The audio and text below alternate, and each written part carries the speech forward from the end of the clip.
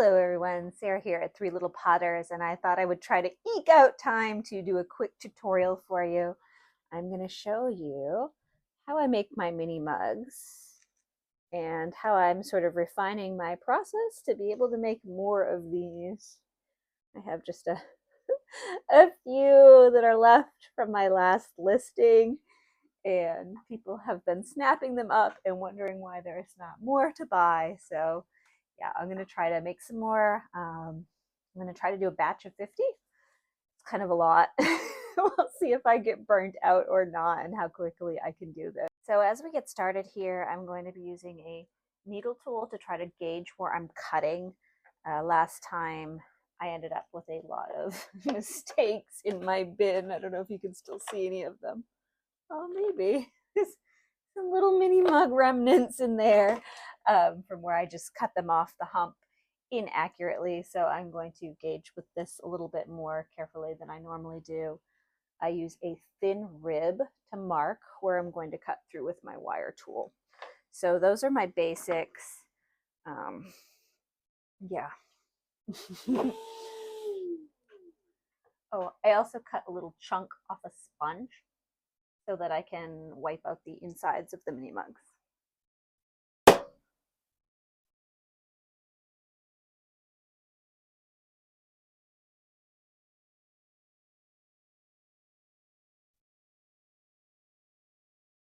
So again, if you've watched me throw off the hump before, I'm using this as for the utility of it. I'm not trying to be fancy with whipping them off while it's still spinning or anything like that. I'm really just trying to minimize my time but still be accurate. So if you're like me and not coordinated enough to really throw off the hump with the speed like that, then yeah, don't feel bad. It's still a process and a tool that you can use. Okay, where's my mini sponge here? Oop, I just messed that one up. It's okay. We can still fix it. Probably. Okay, so I'm trying to mark with my finger where the end of this is so that I have some sort of idea.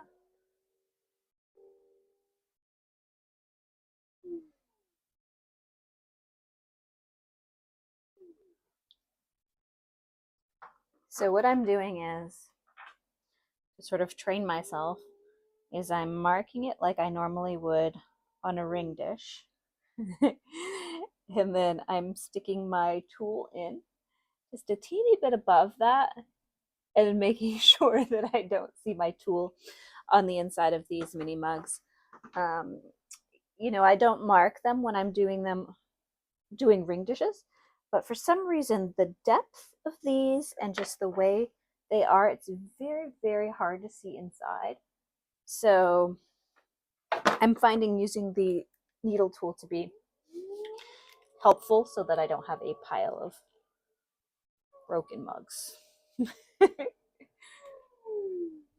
Again, I'm only centering this very top section of clay, and I'm not making it wide. I'm letting this stay. I'm kind of pulling or squashing it in, I guess, to about the width that I want the mini mug to end. So I'm really just sort of making that cylinder with my finger, not going too big with it. Now, where did I put my little sponge? I need a tool holder right about here. Has anybody made one of those yet for us? So again, I'm putting my finger on the inside and then I'm pushing in with my other finger to help kind of mark where the base of this mug is. And so I like to do these all a little bit different shape-wise. And usually that'll just sort of happen without me really trying. But occasionally I'll feel like I'm getting some that are too similar and I'll try a little harder. Okay, so if I were guessing, I would say this would be my cut spot. Let's check it. Oh, It needs to be a little further down. Well, maybe it's gonna be close, guys. I could almost see the hint of it there. I think I'm gonna leave it. Next time, a little lower. And yeah, and the hope is that I won't have to check them after I do this a few hundred times, that I'll have it down.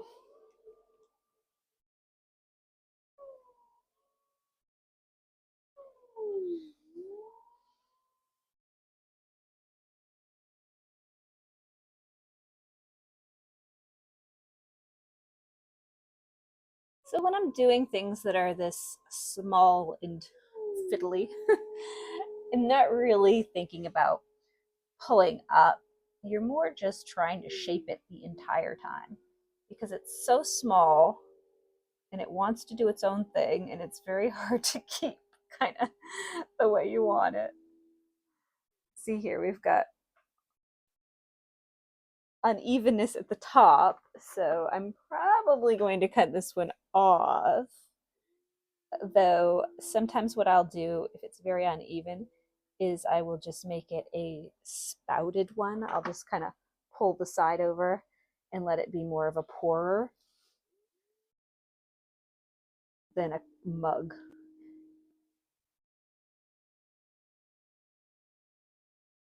That's cute. Okay.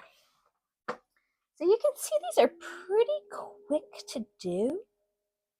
It's just getting the hang of getting them off the wheel.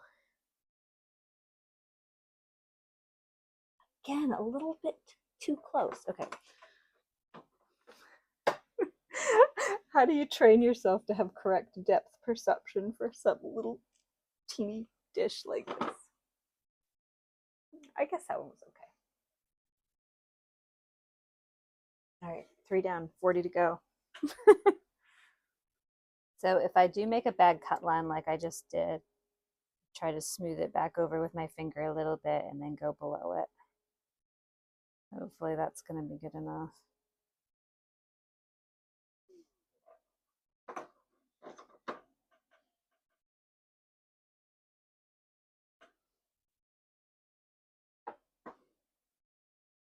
No!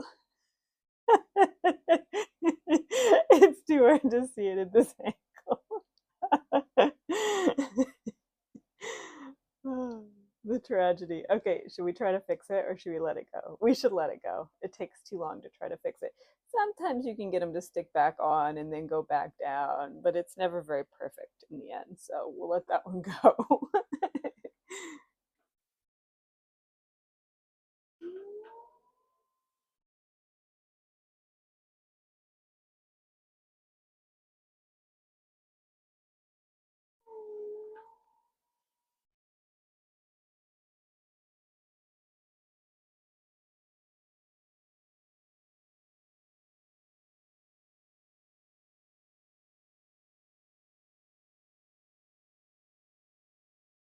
I can mark it better this time. I put my needle tool in that last one. I thought I had it marked well.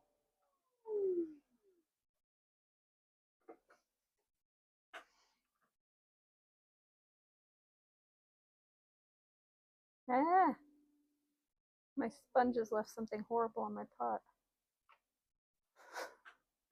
Hazards, hazards.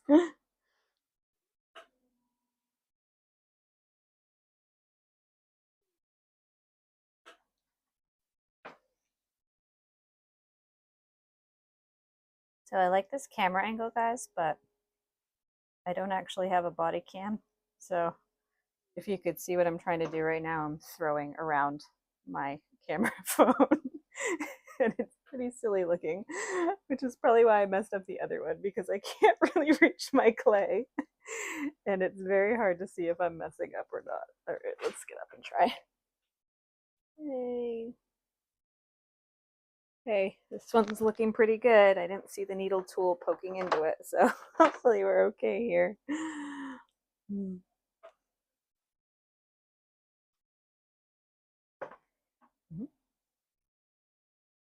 Yay! It's actually probably even a little bit too thick on the bottom, but that's okay. I might be able to scrape some off later.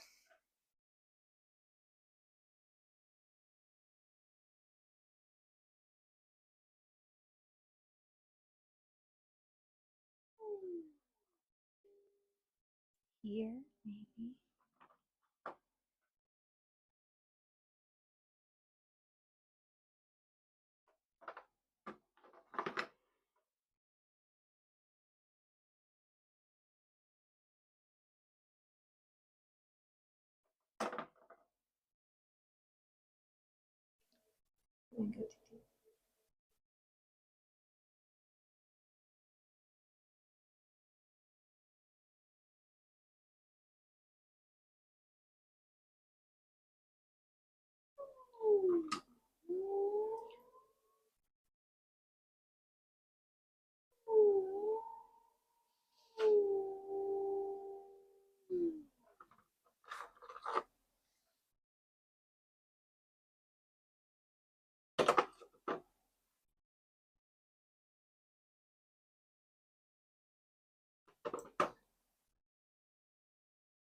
All right, I'm back and ready to finish these. They've been drying for about 2 hours. It's very cold in this room, so it's taking a little bit extra time to dry. Um, but yeah, they're not too bad. I'm not trying to get them leather hard. I'm not letting them get as dry as a mug. Because they're so small, you'll get a lot of drying inconsistencies. Like the top will dry very, very quickly. So you really want to get the handle on before that starts to happen. And since they're so small, I find that, yeah, just putting the handles on a little wetter than you would normally is a good idea. So I'm going to be using an extruder. I'm using this one. I know there's a hydraulic one or something. People were telling me last time I was extruding that I could be using something that would be easier for me to do. So I just have this little die cut here, and I use this as a handle. It looks bigger than the last ones. Is that the right size? I didn't move this thing by accident, did I? Let's see. I guess that's the right size. Shrinkage and all. All right, so that first one that I squeezed out wasn't great, but that's okay. So I pick a spot for my handle. I usually pick a spot that's the least pretty on the cup if there's a bad side. I squirt just a little bit. I usually do a dot of water. This water I think has a teeny bit of vinegar in it. Sometimes I'll do more if I think it's a little bit too dry. So I'm going to push it onto that top section.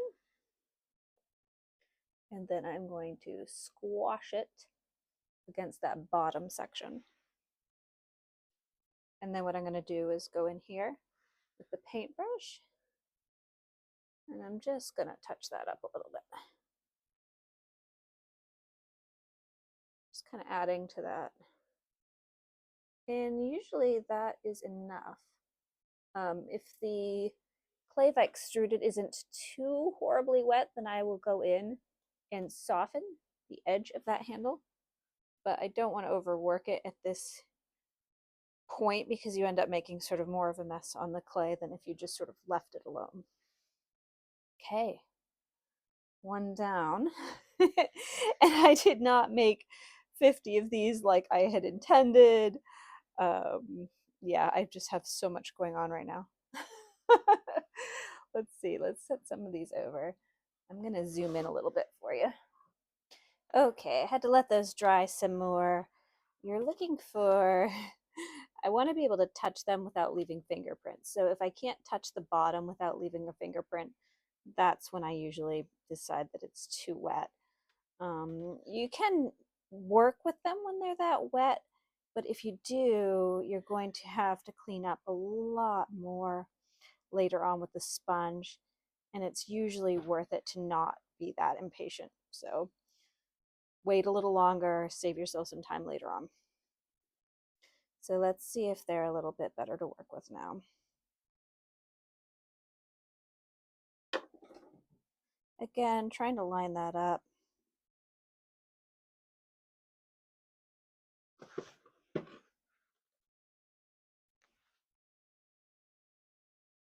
you have any sort of joint issues, I would highly recommend getting the extruder that has power to it so that you're not struggling like I am.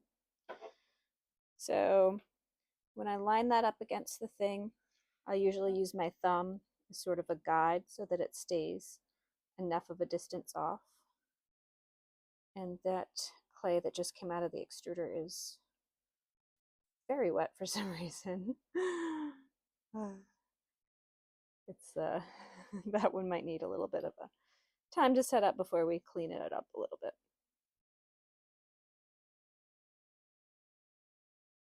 Yeah, I'm gonna leave that right as it is. I'd like to clean up that edge right here, but it's just too wet, so we'll let that sit for a while.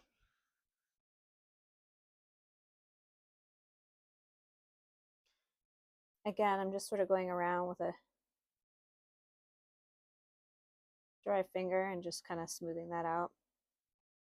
I'll go over it again with the sponge afterwards, but while it's wet, if I can just kind of get some of that hard work done already.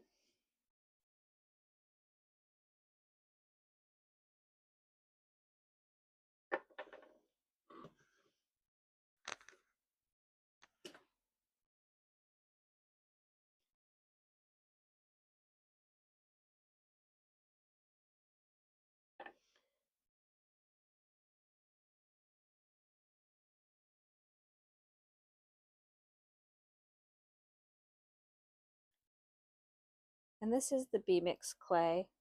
I kind of wanted to try doing these with the Iceman clay because I just got a bag of that, but I know how all of my glazes react on the B-Mix, and I don't have a lot of time to make more of these, so this will probably be the last batch before Christmas. So I kind of need them to come out for sure. So I'll try to look at it from above if I remember and make sure that it's on symmetrically. Sometimes I'll get my handles out of the kiln and I haven't seen them from a certain angle, and you're like, oh, oops. That could have been done a little better. But, you know, it's all a learning process, right?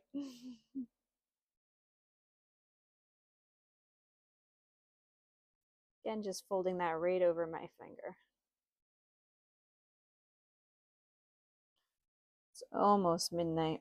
I'm waiting for the final sales numbers for Cyber Monday. Will it be my best-selling day ever? It might be.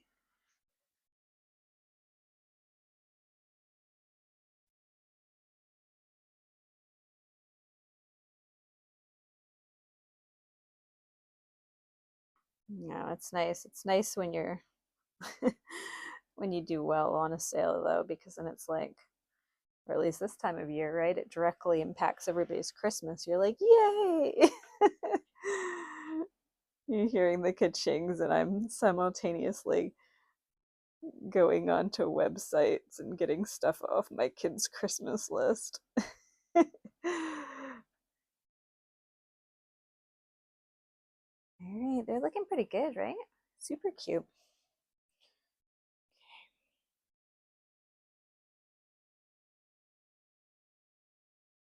Again, be very careful when you're smoothing out the handle. It's sometimes it's almost easier to just sand it a slight bit afterwards because they're so easy to break off. But for health reasons, I'll try to do it with a wet sponge at this stage rather than sanding it later. Sweetie, no.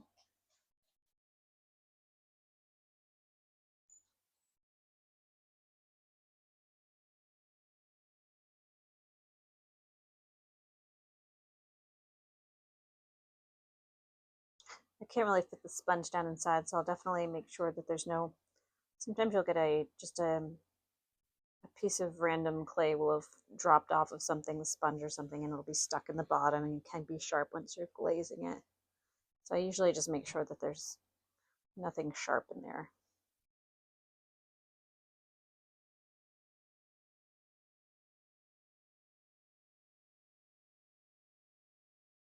I don't know, I haven't embraced the whole sponge thing yet.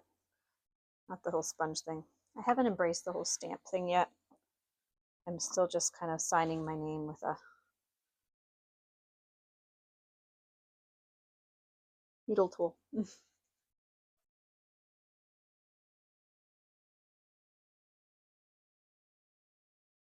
Water here.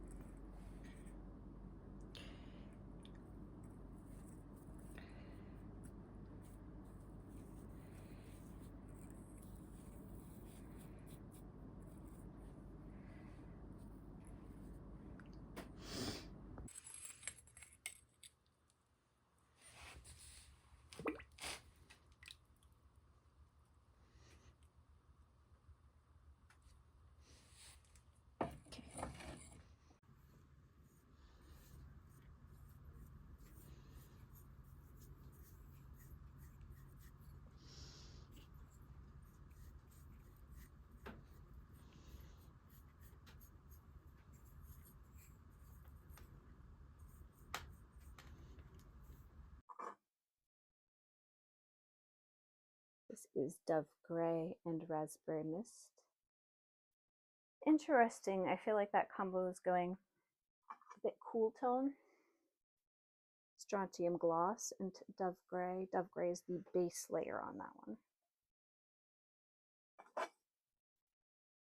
Is the Delft with Honey Flux. It's a pretty blue.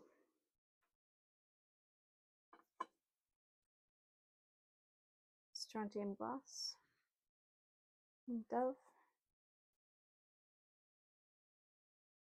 So here, same combo, Dove first here, Strontium Gloss is the first layer here.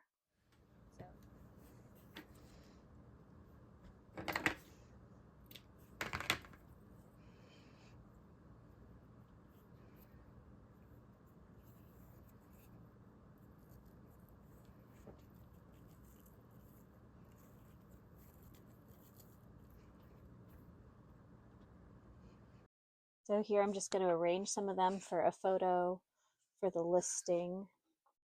I'm not sure which colors will be the best on the front page of the listing. I usually try to do a variety. This is Tiger's Eye by Spectrum. This is Delft and Honey Flux. Slate Blue with SCM. That one's a nice one. Usually try to hang a couple as well. Sometimes I hang them by this, but sometimes when it's close to the other ones, I'll just hang them by there.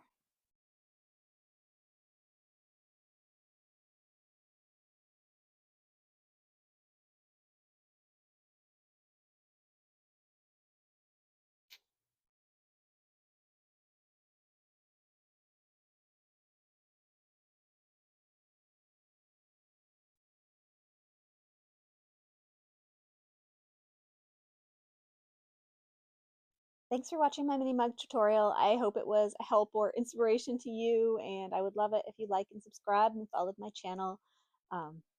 If you do try this project, feel free to send me some photos or let me know how it goes. I love to see how people are doing with these different projects. So have a great day, everyone.